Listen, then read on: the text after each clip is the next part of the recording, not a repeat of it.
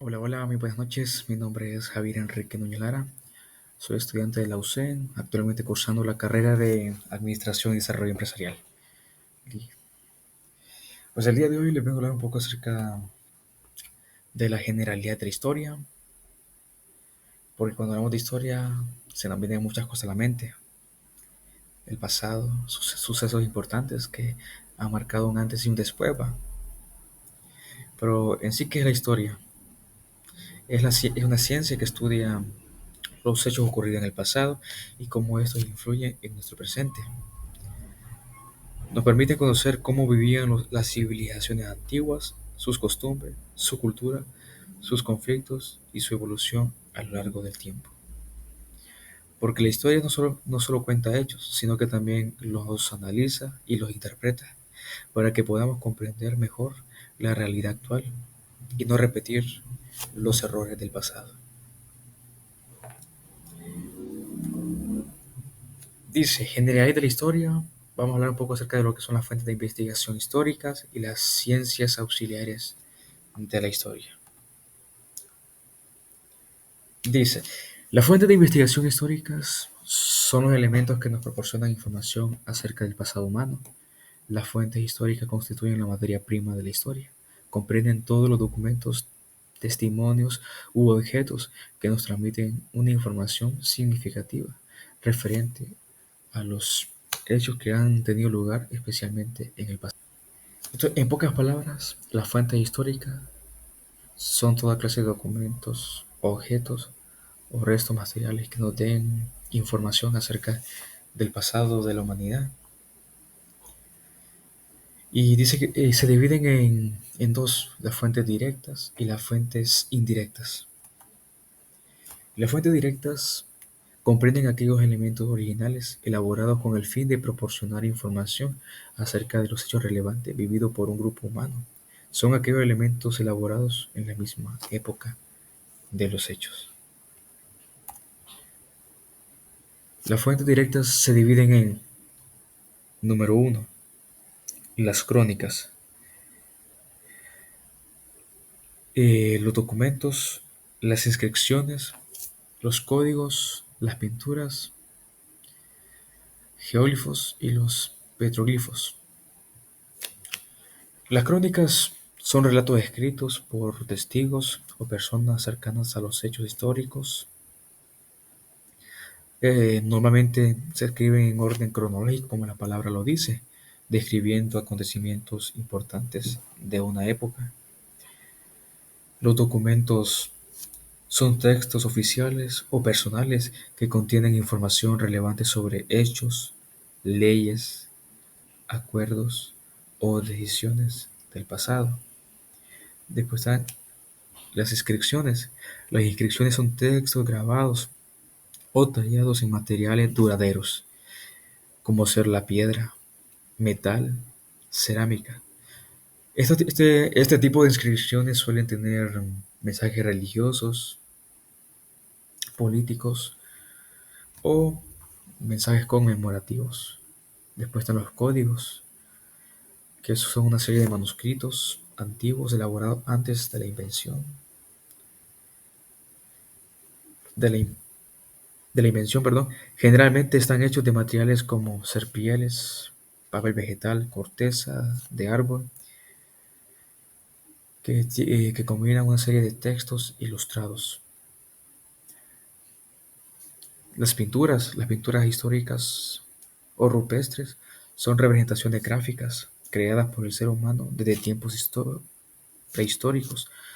Podían estar hechas en cuevas, rocas o murales usando pigmentos naturales. Después está lo que son los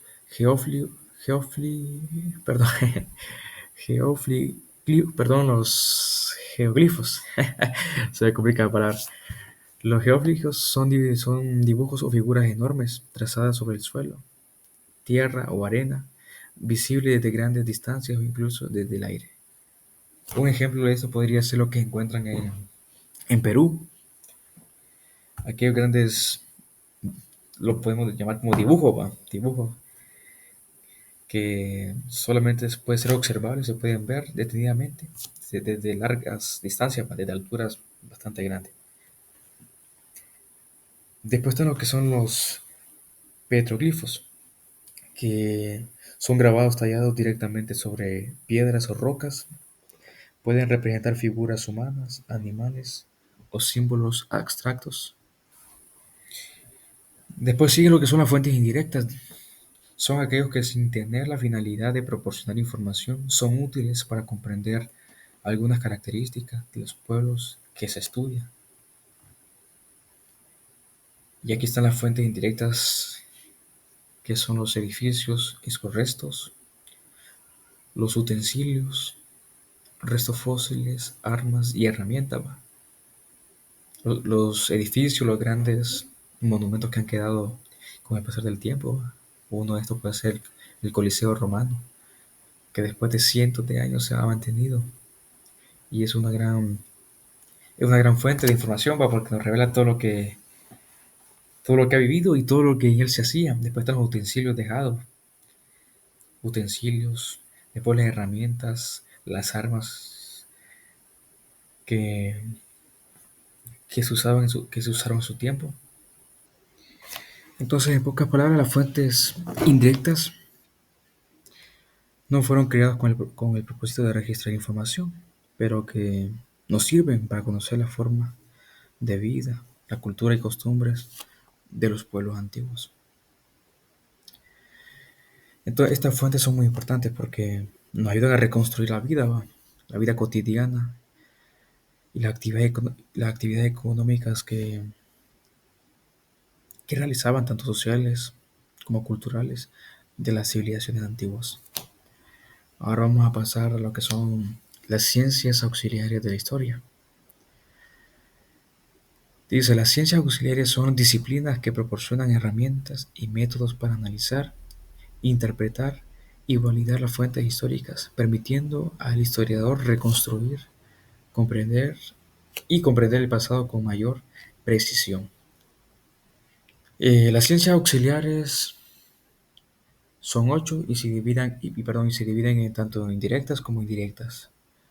Está lo que son las directas, como son la paleontología, la epigrafía, la paleografía y la arqueología.